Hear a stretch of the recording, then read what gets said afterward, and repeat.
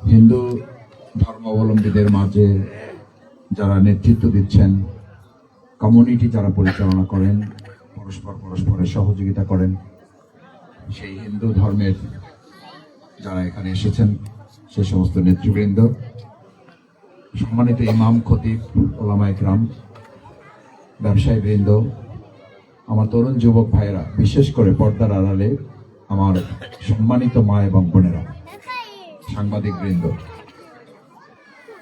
আজকে আপনারা এখানে একটা বিশেষ উদ্দেশ্যে এসেছেন। 2026 সাল চলছে। আগামী 12ই ফেব্রুয়ারি দুটো গুরুত্বপূর্ণ সিদ্ধান্ত আমাদেরকে নিতে হবে। একটা হচ্ছে প্রতিনিধি নির্বাচন জাতীয় সংসদের, আরেকটি হচ্ছে গণভোটে আমরা অংশগ্রহণ করে আমাদের বাংলাদেশটা আগামী 50 বছর 100 বছর কেমন হবে সেটার একটা সিদ্ধান্ত নেওয়ার জন্য গণভোটে আমরা হাকে জয়যুক্ত করবো ইনশাআল্লাহ। কারণ আমরা যৌক্তিকভাবে সবসময় হায়ের পক্ষে। কিসের পক্ষে? হায়ের পক্ষে। যেমন আমরা সবসময় বলি না, বি পজিটিভ, কি হও, হায়ের পক্ষে হও, ইতিবাচক হও। আমরা আমাদের সমাজে দেখি বি নেগেটিভ, কেউ কেউ নেগেটিভ হওয়ার চেষ্টা করতেছে, মুখে হা বলেন কিন্তু অন্তরে না লালন করেন। এটা মুনাফিকের লক্ষণ। আমার মনে হয় না এই মুনাফিকীদের আগামী দিনের 12ই ফেব্রুয়ারি নির্বাচনে জনগণ তাদের গ্রহণ করবে, বরং ব্যালটের মাধ্যমে তাদেরকে পাল্টা জবাব দেবে। সম্মানিত ভাইয়েরা, বোনেরা, প্রতিনিধি নির্বাচনের মাধ্যমে আপনার কি অর্জন হবে? আমরা সবসময়, অধিকাংশ ক্ষেত্রে, সবসময় বললে ঠিক হবে না, অধিকাংশ ক্ষেত্রে চাল, ডাল, গম, টিউবওয়েল, রাস্তাঘাট, স্কুল, কলেজ, মাদ্রাসা, মন্দির, এসব কিছু নিয়ে ভাবি। আমি একটা ছোট্ট গল্প বলি আপনাদের। মাদকাসক্ত একটা ছেলে, আমাদের বাউফলে মাদকাসক্ত আছে না নাই? এখান থেকে একটা শেখার আছে। আমার মা বোনেরা এখানে আছেন, মা বোনদের সবচেয়ে পীড়াদায়ক ঘটনা হচ্ছে একটা সন্তান যদি কোনো কারণে মাদক সেবী হয়ে যায়।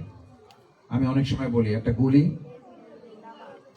একটা ডাকাত একটা মানুষকে হত্যা করে, কিন্তু একটা মাদক একটা রাষ্ট্র, একটা পরিবার, একটা সমাজকে হত্যা করে।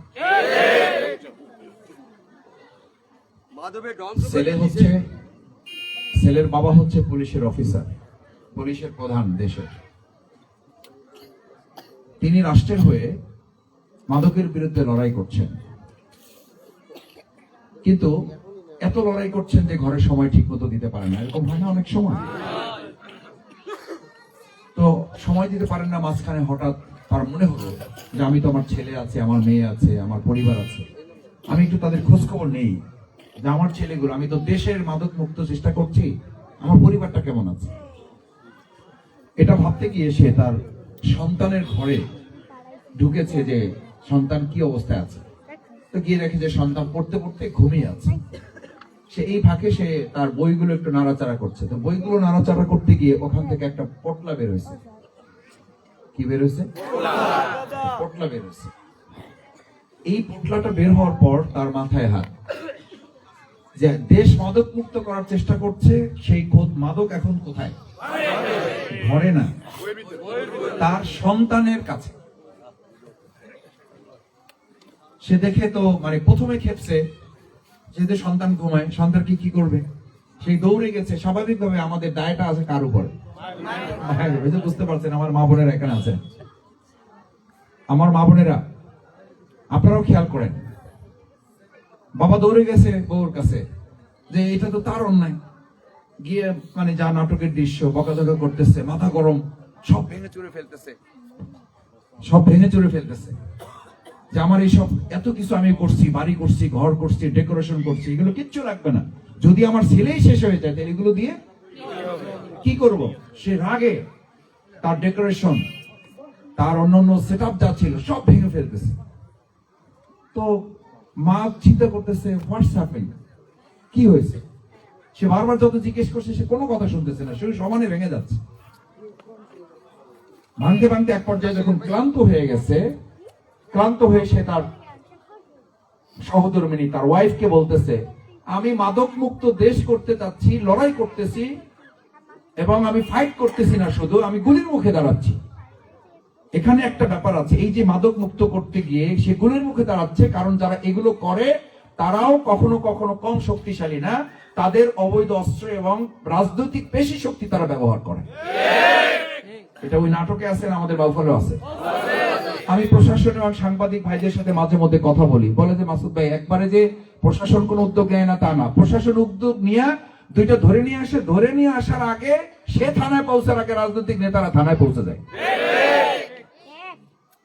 থানায় পৌঁছে যায় না শুধু, মজার ব্যাপার হচ্ছে বলে যে মাসুদ ভাই আমাদেরকে তারা অফার করে এবং বলছে যে কত টাকা লাগবে নেন, কিন্তু এটাকে ছেড়ে দিতে হবে, এটাকে লাগবে আমার, কারণ একে মাদকাসক্ত তো আমি বানাইছি এই জন্য যে আমি যা বলবো সেটাই সে করবে। কারণ সুস্থ মস্তিষ্কের লোক তো সব কথা শুনবে না। এই ষড়যন্ত্র আমাদের তরুণ যুবকদের নিয়ে বাউফের আছে না নাই? এই ষড়যন্ত্রের জবাব 12 তারিখে দাঁড়িপাল্লায় ভোট দিয়ে দিতে হবে না, হবে না? ভাই আমার মাঝে মধ্যে লজ্জা লাগে, মাদক ছাড়া তার 3 ঘন্টা চলে না, সেও দেখি মাদকের বিরুদ্ধে বক্তৃতা করে। এটা পৃথিবীর শ্রেষ্ঠ কৌতুক, এটা পৃথিবীর শ্রেষ্ঠ কৌতুক। হাসি থামাইতে পারি না আমি একবার বলি, আমি শিবিরে তখন রাজশাহী ইউনিভার্সিটি থেকে ঢাকায় আসছি, আমাদের একটা প্রোগ্রাম হচ্ছিল দেশব্যাপী, তখন জোট সরকার, নাম বলবো না, নাম বললে চাকরি থাকবে না। আমরা একটা প্রোগ্রামের নাম দিয়েছিলাম সন্ত্রাস, দুর্নীতি, মাদক, অশ্লীলতার বিরুদ্ধে পদযাত্রা। সারা দেশ আমরা ঘুরেছি। আমি চট্টগ্রাম অঞ্চলে যেতে পারিনি, আমি রাজশাহী অঞ্চল এদিকে একদম ইয়া পর্যন্ত গিয়েছি, পাবনা হয়ে এদিকে বগুড়া হয়ে গাইবান্ধা, এই অঞ্চলটা শেষ করে আমরা ঢাকায় সমাপ্তি যখন করব তখন মন্ত্রণালয়ের দায়িত্ব যিনি, তাকে আমরা দাওয়াত দিতে গেলাম। ভালো করে খেয়াল করেন, তাকে দাওয়াত দিতে গেলাম যে তাকে চিফ গেস্ট করব। চিফ গেস্ট যখন করতে যাব, মন্ত্রণালয়ের ওখানে পাশে যে অধিদপ্তর থাকে, সেই অধিদপ্তরে লেখা আছে মাদক নিয়ন্ত্রণ অধিদপ্তর। আছে না নাই? না নাই? আছে। কি নিয়ন্ত্রণ? আমরা ওনার সাথে হাসতে হাসতে জিজ্ঞেস করলাম, যদি কিছু মনে না করেন, মাদক কি নিয়ন্ত্রণ হবে না নির্মূল হবে? বুঝেন নাই জিনিসটা? মাদক কি এমন বিষয় যেটা নিয়ন্ত্রণ করা না নির্মূল করা? তো আমাদের তো গোড়ায় গলত, এখনো নাম এটা আছে না নাই? আমরা যখন ওকে বললাম, উনি মিসকে হাসিতে বলো, কথা তো ঠিকই বলছো, কিন্তু আমরা ওই পর্যায়ে এখনো যাইতে পারি নাই। ওই পর্যায়ে যাইতে হলে, উনি পরের লাইনটা গুরুত্বপূর্ণ বলছে, ওই পর্যায়ে যাইতে হলে তোমাদের লাগবে। এবং শুধু মজার ব্যাপার হচ্ছে এইটা না, যখন ওনাকে চিফ গেস্ট করতে বললাম, উনি পরিষ্কার বলে দিলেন আমাকে এখানে চিফ গেস্ট করো না, কারণ আমার মধ্যে ঝামেলা আছে। আমাকে নিলে এই প্রোগ্রাম সফল। আমার ভাইয়েরা, আমার বোনেরা, এই প্রসঙ্গ এই জায়গায় যাওয়ার জন্য বলি নাই, বলেছি ভোটটা কেন দিবেন, কাকে দিবেন, কি কারণে দিবেন, এটা কেন গুরুত্বপূর্ণ। পুলিশের ওই অফিসার যখন এরকম পরিস্থিতি হলো, ঠান্ডা হলো মাথা, বুঝালো সহধর্মিনী বউ, তাকে বুঝালো, চলো অন্যায় হয়ে গেছে, নষ্ট তো হয়ে গেছে, ঠিক তো করতে হবে। সন্তানকে গিয়ে মারধর করেছে, সে কান্নাকাটি করছে, সে বলছে যে আমার তো কোনো দোষ নেই, আমার বন্ধু বান্ধব, এগুলো তো স্কুলে চকলেটের মতো পাওয়া যায়। তার বক্তব্য ছিল এগুলো স্কুলে চকলেট যেমন কম দামে পাওয়া যায়, হাত বাড়ালেই পাওয়া যায়, এটাও ওরকম পাওয়া যায়, আমাদের পাওয়া যায় না। বাউফলে নাই? আছে। পৌরসভা মাদক মুক্ত, আলহামদুলিল্লাহ। তাহলে 12 তারিখে মাদকের বিরুদ্ধে ভোট দিতে হবে, মাদক মুক্ত করার জন্য আমাদের রায় দিতে হবে। আমাদের মা বোনেরা সন্তানকে বাঁচাবার জন্য, পরিবার, রাষ্ট্র এবং সমাজকে বাঁচাবার জন্য আমাদেরকে রায় দিতে হবে। পারবেন ইনশাআল্লাহ? ছেলেকে যখন মারছে, ছেলে বলছে এগুলো তো চকলেটের মধ্যে বাজে, তুমি কি রাষ্ট্র ঠিক করবে? আগে তো পরিবারই বাঁচাইতে পারো নাই, আগে তো আমাকেই বাঁচাইতে পারো নাই, আমার তো খোঁজ দিতে পারো নাই তোমরা। আমি তো হঠাৎ একদিনে বইয়ের মধ্যে এটা লুকিয়ে রাখি নাই, আস্তে আস্তে আস্তে আস্তে এটা হয়েছে।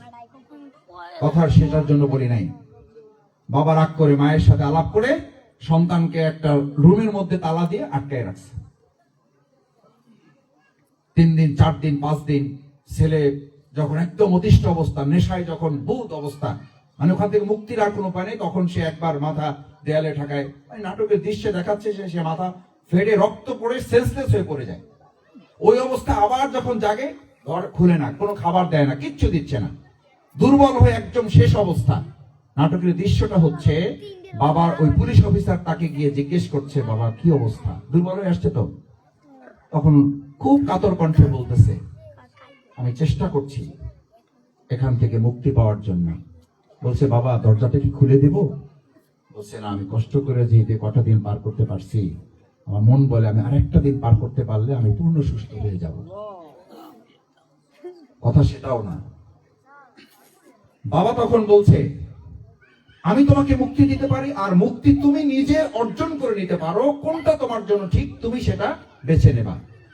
আমি তোমাকে তালাটা খুলে দিয়ে যেতে পারি, আর একটা হচ্ছে চাবিটা এখানে রেখে যাব, তুমি যখন প্রয়োজন মনে করবা, তোমার বিবেক যখন তোমাকে বলবে, নিজে তালাটা খুলে বেরিয়ে আসবা। ছেলে বলল, বাবা তোমার শেষের কথাটা আমার জন্য প্রযোজ্য, তুমি খুলে বের করলে তুমি আমাকে অ্যানালাইসিস করতে পারবে না, চাবিটা রেখে দাও, যখন আমি আমার বিবেককে জিজ্ঞেস করলে বুঝবো যে এখন আমার বের হওয়া প্রয়োজন, আমি তখন চাবিটা খুলে বের হয়ে আসবো। মুক্তি কেউ কাউকে দিতে পারে না, মুক্তি অর্জন। আমরা বাউফলে 12 তারিখে মুক্তি চাই না, আমরা মুক্তি অর্জন করব। আমরা সন্ত্রাসের বিরুদ্ধে মুক্তি চাই, আমরা দুর্নীতির বিরুদ্ধে মুক্তি চাই, চাঁদাবাজের বিরুদ্ধে আমরা মুক্তি চাই। আমাদের হিন্দু ধর্মের ভাই বোনদের যারা নির্যাতন নিপীড়ন করে, সেখান থেকে এবার তাদেরকে মুক্ত করা হবে। আমরা সাধারণত চাবি বাদ দিয়ে, ফ্যাক্টরি বাদ দিয়ে রুটির পিছনে ঘুরতে পছন্দ করি। কিসের পিছনে? রুটির পিছনে। এক ক্ষুধার্ত ব্যক্তির কাছে একটা রমের মধ্যে ক্ষুধার্ত একটা ব্যক্তি আটকানো, তার কাছে এক পাশে রুটি রাখা হয়েছে, এক পাশে চাবি রাখা হয়েছে। তাকে বলা হলো, এখান থেকে রুটিটা নিলে তুমি একটা রুটি পাবে, ব্যক্তিটা ক্ষুধার্ত, আর যদি চাবিটা নাও তাহলে এই রুটি বানানোর পুরো ফ্যাক্টরিটা তুমি পাবে। আচ্ছা আপনি বলেন, ক্ষুধার্ত ওই লোকটা স্বাভাবিকভাবে তাৎক্ষণিক কোনটা বেছে নেয়? আমাদের এরকম 15 বছরের ক্ষুধার্ত ব্যক্তি বাউফলে আছে না নাই? ক্ষুধার যন্ত্রণায় কাতরাচ্ছে, কবে ক্ষমতা নিবে। আমাকে বলতেছে, ভাই 12 তারিখ যাচ্ছে না কেন? আমি বললাম, বলতেছে, ভাই 12 তারিখে তো লম্বা কেন, 12 তারিখে তো দীর্ঘ কেন ভাই, দিন তো যাইতেছে না, বছর পার হইতেছে। আমরা সবর করেন, ধৈর্য ধরেন, মানুষের সাথে থাকেন কয়টা দিন, পারতেছি না, শরীর কুলায় না, কাঁপে, 2 দিন ধরে ধরে রাখতে পারে না। এখন 2 দিন ধরে ধরে নিতে পারে না, আবার ক্ষমতা পাইলে তার টাইনেও রাখা যাবে না। কেন জানেন? ওই যে ক্ষুধার্ত ব্যক্তি চাবি চায় না, কি চায়? আমরা এবার বাউফলে রুটি নেব না, এবার আমরা আমাদের ভাগ্য খোলার চাবিটাই হাতে নিচ্ছি। ভাগ্য খোলার চাবিটা এবার আপনাদের হাতে তুলে দিতে চাই। তাহলে কি রুটির পিছনে ঘুরবো না চাবির পিছনে? এই চাবিটা যদি আপনি ভোটের মাধ্যমে একজনের দিয়ে দেন, তাহলে রুটির পিছনে ঘোরা লাগবে। এমন লোকের হাতে দিবেন, ভোটের মাধ্যমে চাবিটা কোনো এক ব্যক্তি বা দলের কাছে যাবে না, চাবিটা আপনার হাতে থাকবে। আমার মায়েরা, আমার বোনেরা, আমার দিদিরা, আমার পিসি, আমার ফুপু, আমার চাচি, আমার খালা, আমার চাচারা, আমার কৃষক, শ্রমিক, ব্যবসায়ীরা, আমার তরুণ যুবকেরা, এরকম একটা সুন্দর বাংলাদেশ বিনির্মাণের জন্য সুন্দর একটা বাউফল আমরা এবার উপহার দিতে চাই। আমাকে সাংবাদিকগণ জিজ্ঞেস করে, এবার বাউফলে কে জিতবে? আমি বলি, এবার বাউফল বাসী জিতবে। কে জিতবে? বাউফলবাসী। এবার বাউফলে কোনো ব্যক্তি, দল, প্রতীক জিতবে না, এবার জিতবো আমরা সবাই। এই সবাই জিততে হলে লড়াই এবার সবাই মিলে করতে হবে। এবার এটা বললে হবে না কেন্দ্রের পরিচালক কে, সদস্য সচিব কে, পোলিং এজেন্ট কে, প্রিজাইডিং অফিসার কে। আমরা সবাই প্রিজাইডিং, আমরা সবাই পোলিং এজেন্ট, আমরা সবাই পাহারাদার, আমরা সবাই রক্ষক, আমরা সবাই এবার পাহারা দেব।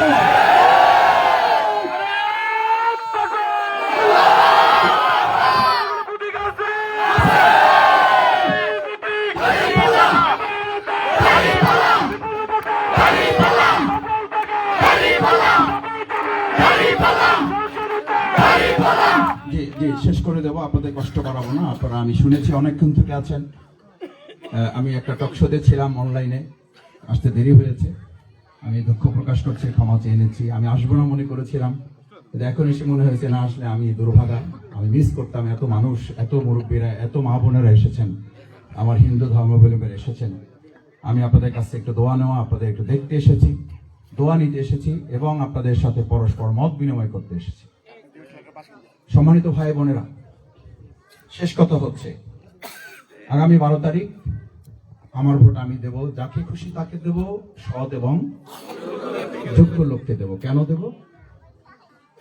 আপনি ভালো মানুষকে নির্বাচন করবেন, যা ভালো হবে সব ফল আপনি ভোগ করবেন।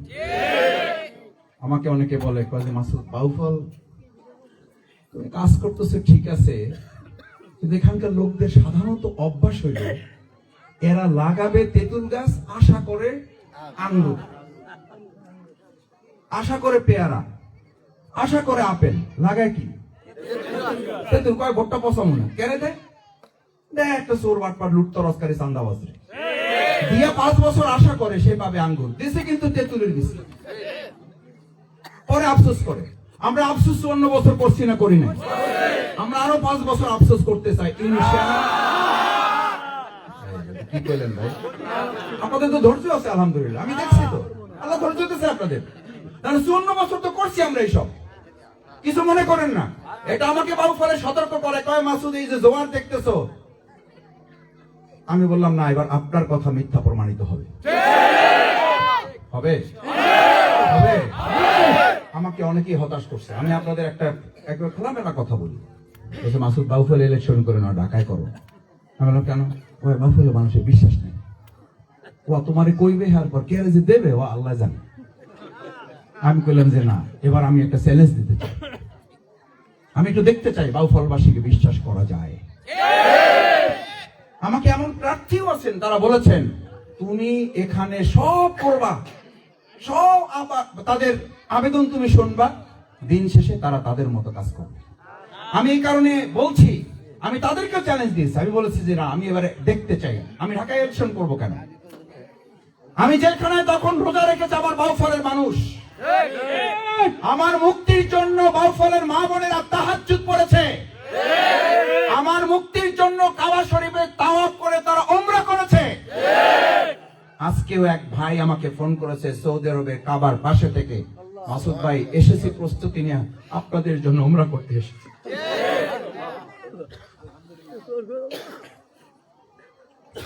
আমি বিশ্বাস করি এবার বাউফলবাসীকে কেউ হারাতে পারবেন না। আমাদেরকে যে যত বিশ্বাস করুক, এবার আমরা বিশ্বাসের মর্যাদা রাখতে চাই।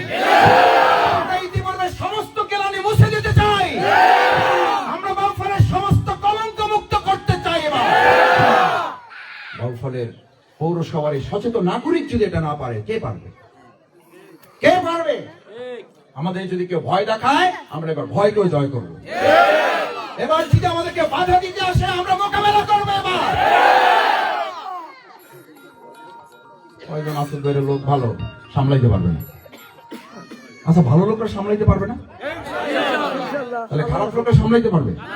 খারাপ লোকরা যদি সামলাইতে পারে, তাহলে আমাদের মুক্তি নাই। এবার ভালো লোকদের নামতে হবে এবং সামলাইতে হবে। আলহামদুলিল্লাহ, তাদের মুখে একটা জয় আল্লাহ দিয়ে দিয়েছে। এবার এই জয় আল্লাহ তাদের জন্য দোয়া। সুমাইয়া রাদিয়াল্লাহু তাআলা আনহার অনুসারী হিসাবে হযরত খাদিজা জামাতকে যখন দেখছে, মা বোনেরা উপচে বড় জোয়ার তৈরি হয়েছে দাঁড়িপাল্লার পক্ষে, একটা গোষ্ঠী এখন একটা বয়ান তৈরি করছে। আমিরে জামাত ডাক্তার শফিকুর রহমানের এক্স আইডি থেকে বন্ধের ব্যাপারে নাকি অশ্লীল শব্দ ব্যবহার করা হয়েছে। পৃথিবীর শয়তানও বিশ্বাস করে। পাগলের কথা বললেও পাগল অপমানিত বোধ করবে, যে ভাই আমার কথা বললেন কেন, আর কেউ পাইলেন না।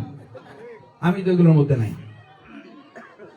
বরং তারা দেখেছে মা বোনদের দাঁড়িপাল্লার এই জোয়ার ঠেকানোর জন্য ষড়যন্ত্র করছে, ষড়যন্ত্র করছেন, ষড়যন্ত্র পরাজিত হয়ে আল্লাহর কৌশল বিজয়ী হবে।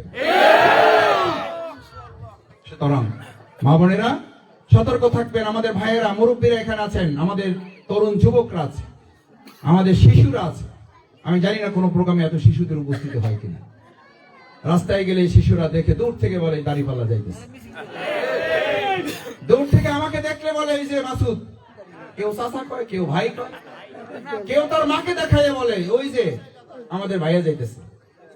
আমি আল্লাহর কাছে শুকরিয়া আদায় করি, আলহামদুলিল্লাহ, নারী এবং শিশুদের মধ্যে যে ভালোবাসা তৈরি হয় পৃথিবীর কোন শক্তি ওটাকে মোকাবেলা করতে পারে না। কারণ শিশুরা নিষ্পাপ আর আমাদের মায়েরা, আমাদের বোনেরা হচ্ছে শান্তিপ্রিয়। তাদের মধ্যে কোনো স্থান যদি কিছু পেয়ে যায় আল্লাহ ওটা পছন্দ করে। ভাইয়েরা বলবেন যে ভাই আমরা কি দোষ করলাম? আলহামদুলিল্লাহ আপনারা তো আছেন, এবং আপনারা আছেন না শুধু, আপনারা এই নারী এবং শিশুদের যে নিষ্পাপ ভালোবাসা এটার পাহারাদার হবেন এবার আপনারা, এবার রক্ষক হবেন এবার আপনারা। সেই জন্য আসুন আমি আপনাদের কাছে দুটো অনুরোধ করে কথা শেষ করবো। আপনারা ঘরে ঘরে যাবেন, জনে জনে যাবেন, এবং কাউকে ভয় দেখালে ওখানে পাশে গিয়ে দাঁড়াবেন। কেন? আমরা যদি এবার অন্যায়কে সহ্য করে নেই তাহলে আবার 5 বছর না আবার 50 বছরের জন্য আমাদের ঘাড়ে অন্যায় চেপে বসবে। আর যদি এবার আমরা সামান্য এই 10-12টা দিন মোকাবেলা করে টিকে যেতে পারি এবং টিকে যাবো আমরা ইনশাআল্লাহ। কারণ এবার জোয়ার কি খালি বাউফলে উঠছে, খালি পৌরসভায় যে 4 ইউনিয়নকে উনি আলাদা করছে ওই 4 ইউনিয়নই জোয়ার তৈরি হয়ে গেছে, ওই 4 ইউনিয়নে জোয়ার উঠে গেছে। আমাদেরকে ভয় দেখায় এখন অনেকে এলাকা ছাড়া হয়ে গেছে, এরা এখন ভয় টিকতে পারতেছে না। আমি এই কথা বলেছি, কেশবপুরের প্রোগ্রামে বলেছি, পৌরসভায় বলে দিয়ে যাই, যদি কেউ ভয় দেখাইতে চান, আতঙ্ক তৈরি করতে চান, ত্রাস সৃষ্টি করতে চান, সময়ের ব্যবধানে আপনারা ত্রাসের মধ্যে পড়ে যাবেন, সামাল দিতে পারবেন না। অলরেডি মিউচুয়াল করার জন্য আন্ডারস্ট্যান্ডিং, কয় ভাই সালিশ বসান, কয় ভাই একটু মিউচুয়াল করে নেন, একই এলাকার তো লোক। আমি বললাম হ্যাঁ, যারে মারছেন তার কাছে যান। যে মুরব্বী মানুষ দাড়িওয়ালা আমার পিতার তুল্য যার গায়ে হাত তুলেছেন তার কাছে যান। যদি উনি ক্ষমা করে তাহলে আমরা বিবেচনা করবো, না হলে বিচার আগামী দিনে শুধু আইনের মাধ্যমে, ব্যালটের মাধ্যমে দেওয়া হবে।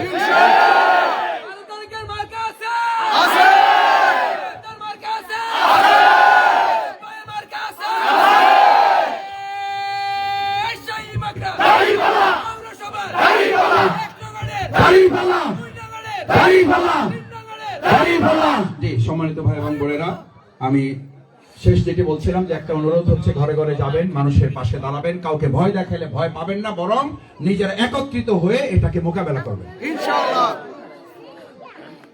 এই জাতির বিভিন্ন প্রোগ্রামগুলোতে, আমাদের বিভিন্ন প্রোগ্রামগুলোতে আলহামদুলিল্লাহ আপনারা দেখেন যে যোগদান করছেন, আলহামদুলিল্লাহ। এই যোগদান আল্লাহর নিয়ামত, আমাদের কারো কৃতিত্ব না। আজকেও আসছেন, আজকেও আমাদের কয়েকজন ভাই এখানে আছেন, এটা ঘোষণা ভাইরা দিবেন। আমি শুধু সেই ভাইদেরকে আমন্ত্রণ জানাচ্ছি, এটা আমাদের কৃতিত্ব না, আল্লাহ তাআলা এই ভাইগুলোকে হযরত ওমর রাদিয়াল্লাহু তাআলার মতো করে কবুল করুন। হযরত খাব্বাব, হযরত মুআজ, হযরত আলী রাদিয়াল্লাহু তাআলা আনহুর মতো করে কবুল করুন। আপনারা জানেন আগামী 6 তারিখ পাবলিক ফিল্ডে আমিরে জামাত ডক্টর শফিকুর রহমান আসবেন।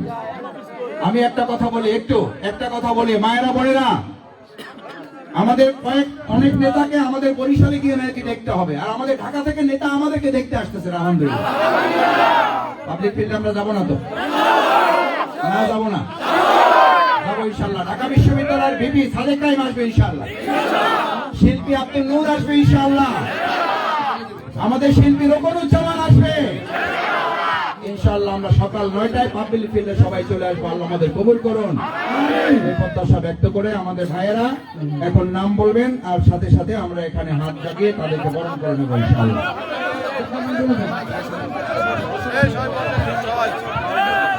ছোটরা আটবাও, ছোটরা ছোট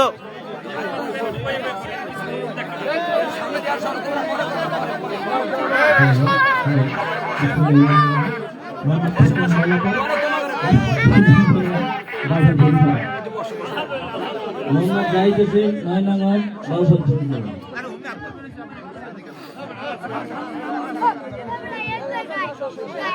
শুভ তালুকদার আমন্ত্রিত হয়েছিলেন পরিষেবা ছাত্র।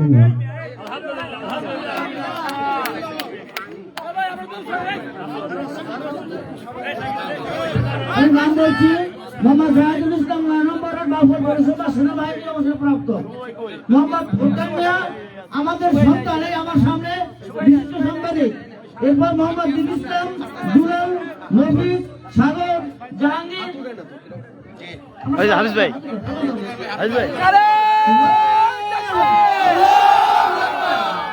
ইয়াসিন মার্কা আছে ভাই মার্কা আছে জামিল মার্কা আছে শাহী মার্কা দাড়িপাল্লা আমাদের সবার দাড়িপাল্লা বগুড়া সবার দাড়িপাল্লা এক নম্বরের দাড়িপাল্লা সবার মার্কা দাড়িপাল্লা মা বোনদের দাড়িপাল্লা মাসুদ ভাইয়ের দাড়িপাল্লা আমাদের সবার দাড়িপাল্লা